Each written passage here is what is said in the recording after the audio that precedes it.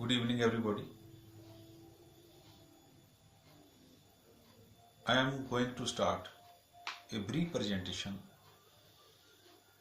on goods and service tax, commonly known as GST. I will divide my presentation into three parts: why GST, what is GST, and when GST. Why GST? In India, there is dual system of collecting indirect taxes.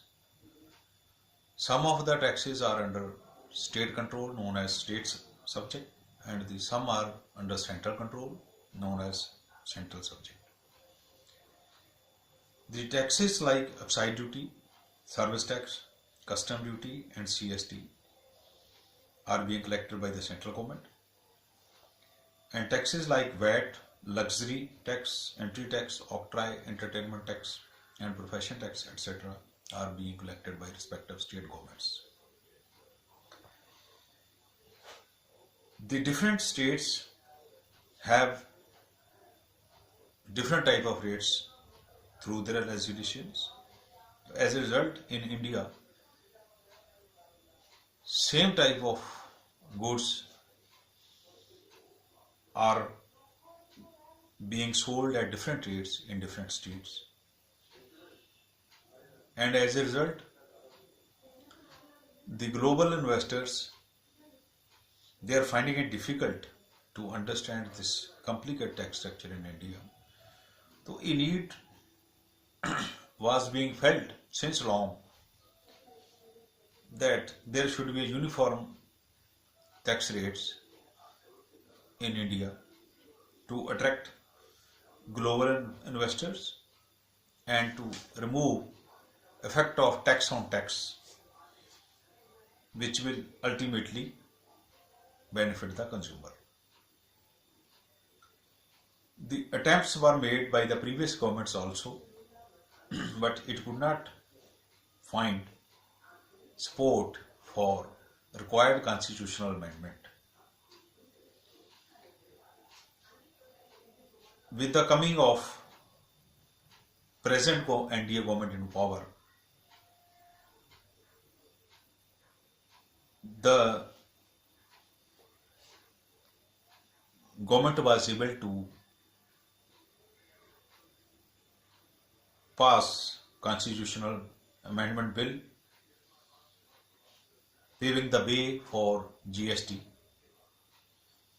The bill 122nd Constitutional Amendment Bill was passed in Rajya Sabha on 3rd August 2016, and in turn again it went to Lok Sabha, which was passed on 9 August 2016, and which has finally received assent of the President of India on 8 September 2016. The government, without taking any time, immediately has put up GST Council, formed it, and made it effective from 15th September 2016. The Council is actively working for making in principle consensus in all the states.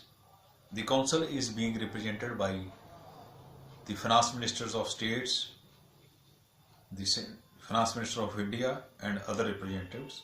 So it has representation of center and states.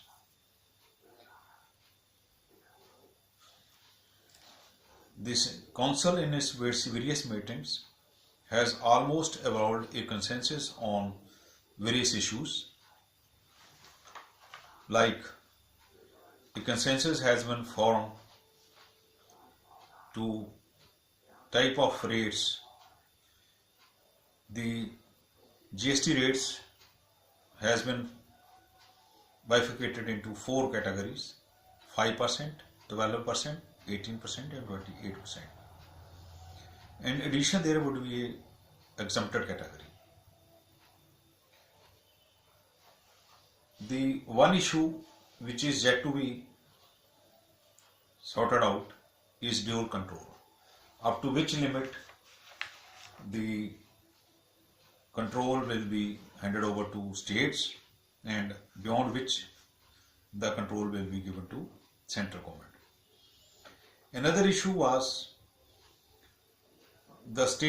some states will be benefited out of the implementation of GST and some states will suffer a loss.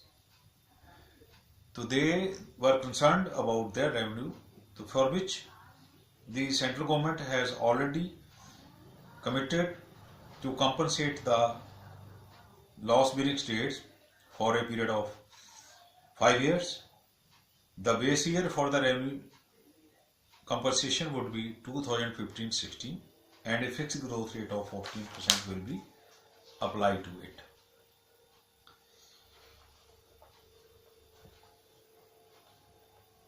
The procedure for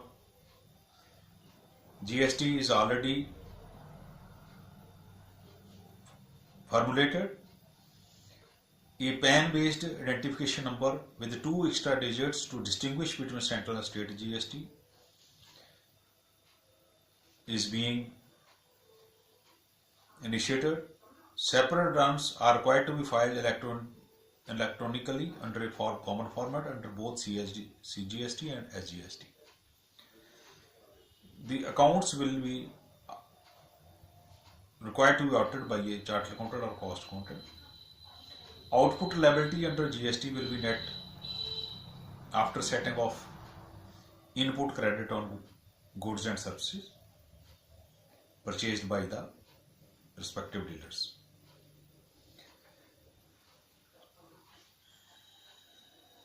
The small manufacturers, traders, etc., service providers up to turnover of up to 20 lakhs, they are proposed to be kept out of the GST.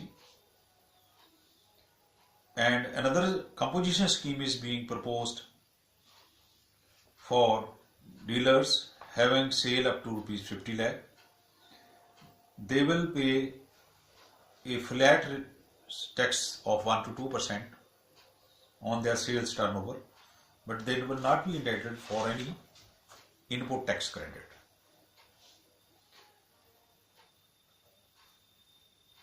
GST, after coming into reality, will make the goods cheaper as cascading effect of tax on tax will be removed and rates among various states will become uniform.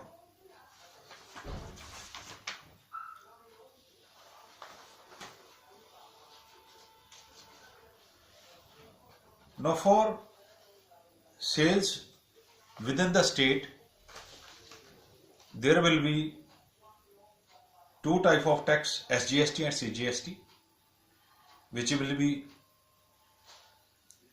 shared by state government, respective state government and central government as per ratio decided by the GST Council, and the other will be IGST on sales from one state to other state, known as interstate sales.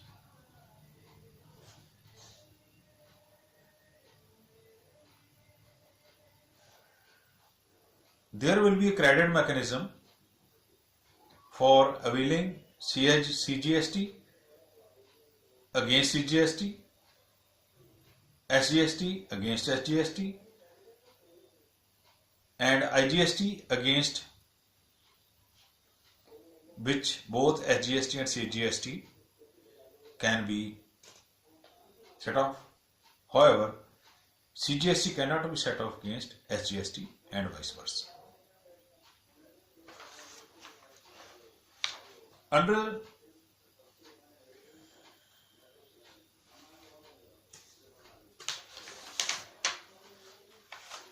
GST,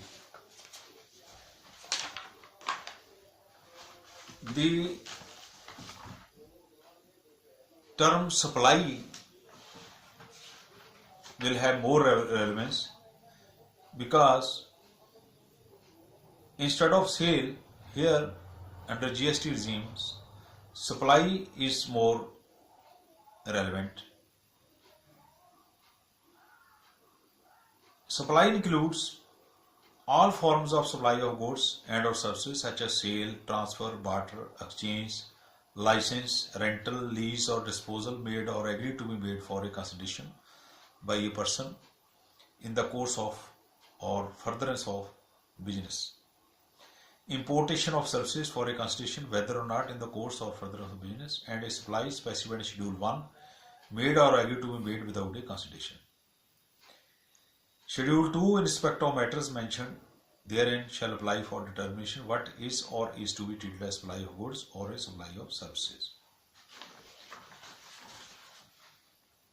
And goods under GST are defined as every kind of movable property other than action of claim and money. It includes securities, it excludes intangible property.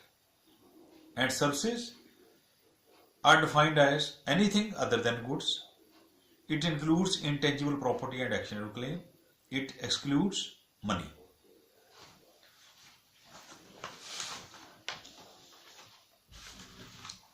This was in brief what is GST. And lastly, when is GST?